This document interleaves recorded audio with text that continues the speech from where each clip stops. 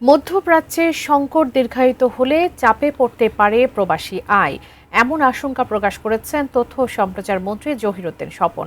এমন বাস্তবতায় দূতাবাসগুলোকে আর তৎপর হবার আহ্বান জানিয়েছেন প্রবাসী কল্যাণ প্রতিমন্ত্রী নুরুল হক নূর। রোববার একটি হোটেলে শীর্ষ রেমিটেন্স আহরণকারী ব্যাংকগুলোকে পুরস্কৃত করতে centre for non resident Bangladesh আয়োজিত এ অনুষ্ঠান 2024-25 অর্থ বছরে যখন দেশে রেকর্ড পরিমাণ রেমিটেন্স এসেছে প্রায় $32.8 বিলিয়ন, একই সময়ে মধ্যপ্রাচ্যের অস্থিরতা দীর্ঘমেয়াদী এই আয়ের উপর ঝুঁকি তৈরি করছে। এমন বাস্তবতায় প্রবাসীদের পাঠানো রেমিটেন্স যেসব ব্যাংকে আসছে তাদের মধ্যে সেরাদের সম্মাননা জানায় centre for non resident Bangladesh, যেখানে এ বছরের সেরা রেমিটেন্স গ্রহণকারী ব্যাংকের পুরস্কার পায় পূবালী ব্যাংক। প্রবাসী কল্যাণ প্রতিমন্ত্রী নুরুল হক নূর বলেন, নাগরিকদের প্রতি দূতাবাসগুলোর দায়বদ্ধতা কম।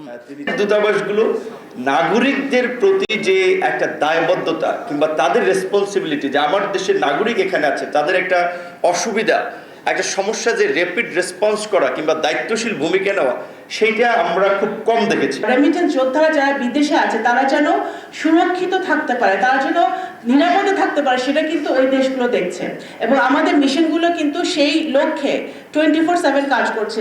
তথ্য ও সম্প্রচার মন্ত্রী জহিরুদ্দিন স্বপন বলেন, মধ্যপ্রাচ্যে দীর্ঘমেয়াদে অস্থিরতা থাকলে শ্রমবাজার সংকুচিত হওয়ার ঝুঁকি রয়েছে। মধ্যপ্রাচ্যের যুদ্ধ সংকট যদি খুব দীর্ঘায়িত হয় এবং এখানে আমাদের যে ডায়াসপোরা আছে, যে দেখা যায় যে তারা রিক্রুটমেন্ট বন্ধ করে দেয়, এই ধরনের যে কাজে তারা যায় সেই কাজের জন্য তারা লোক নিতে বন্ধ করে শুরু করলো, ফলে সেখানে কিন্তু এটা ঝুঁকির মধ্যে আমরা আছি।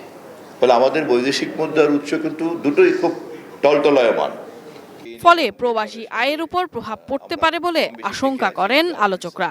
এ পর্যন্ত এবং মার্কিন যুক্তরাষ্ট্র। Sadia Nancy, ATN news, Dhaka.